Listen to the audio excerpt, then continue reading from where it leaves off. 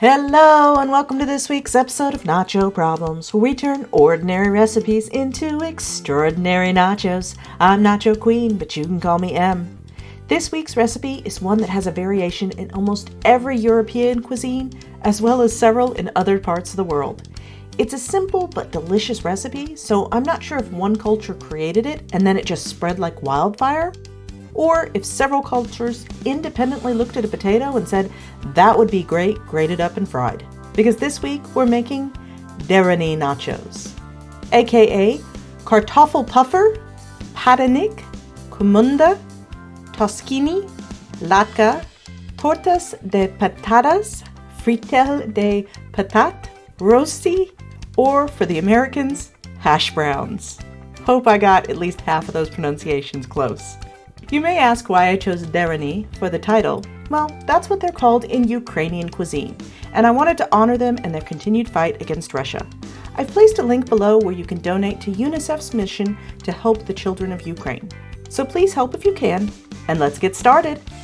Step 1. The chips. The Deruny will be our chips, and for that we need 1 pound of potatoes, the juice of half a lemon, 1 tablespoon onion, grated. I'm using a shallot because I ran out of regular onions, 1 egg, 1 tablespoon flour, 1/4 teaspoon salt, 1/4 teaspoon baking powder, 1/4 teaspoon pepper, and some oil for frying. We'll start by grating our potatoes. Tell me, what's the point of a box grater if half the gratings don't go into the box? I probably should have just used my food processor, but this didn't take that long. Now place the potato into a bowl and cover with cold water. Mix it around a bit. This removes the excess starch to help them get crispy when fried. Now add in the lemon juice, which I forgot, and allow to soak for at least 30 minutes, but preferably overnight. Once our potatoes are done soaking, drain the water. Then pour the shreds out onto a clean dish towel. Grab up all the edges of the towel and get the bowl under it as soon as possible. Now you're going to squeeze out all of the excess moisture. Then, dump out the water and return your potatoes to the bowl and set aside. Next, I'm going to cut off the end of the shallot and remove the papery outer layers. Then I'm going to grate it on the finer side of my grater. Once you've gotten as much as you can without grating off your fingertips, be sure to give the grater a few taps to get all of the onion out. Then we're going to add that to the potatoes along with the egg, flour, baking powder, salt, and pepper, and mix until well combined. Next, heat about 1/4 inch of oil in a medium pan on medium-low heat. Your oil should be about 325 Fahrenheit or 160 C. Then we're going to scoop up a handful of our potatoes. Squeeze it between your hands to remove any excess liquid and form it into a small patty.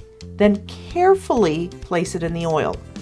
We're going to fry these for about 2 to 3 minutes until golden and crispy, and then very carefully flip them over, press them down to flatten them, and fry them for another 2 to 3 minutes. Then remove them to a paper towel lined plate, and that's your chips. And 90% of the work, because next up is Step 2, the cheese. For our cheese, we've just got some sour cream. Some cultures use this or other types of cheese, some use applesauce or even jam. Post in the comments what toppings you've tried. Next up is Step 3, the toppings. For our toppings, we're going to keep it simple and just use some fresh chives, which is one of only 2 things in my herb garden that's ready for harvesting. The other is the rosemary, which has really taken off. So, we've got everything ready for Step 4, let's eat. Start off with some of the preferably still warm Derunys. Dollop on a good heap of sour cream, and sprinkle on some of those fresh chives. Now let's spin the wheel to see who gets to be taste tester. Olsen! Guys, these turned out really good. This batch made about 8, and none of them lasted more than 15 minutes. Olsen and Youngson didn't care for them with the sour cream, but they liked the Derunys by themselves. I love them with the sour cream and chive. I'd also recommend trying them with the cheese sauce we made for the jalapeno poppers a few months back. Well, that's all for this week. I hope you enjoyed it. If so, give it a like and please consider subscribing if you want to see more nacho videos. If you have an idea for a future video, you can leave a comment below or tag me on the site previously known as Twitter. I'm at NachoProblemsYT. I've also linked my Blue Sky below, but you won't find me on Facebook, Instagram, or Threads. If you're looking to steal my apron, well, that's nacho merch, but you can get your own at a link in the description. Now spring has arrived back here at Casa del Nacho, but I seem to have more dandelions than actual grass. But I hope that's not your problem. Thanks for watching, and I'll see you soon.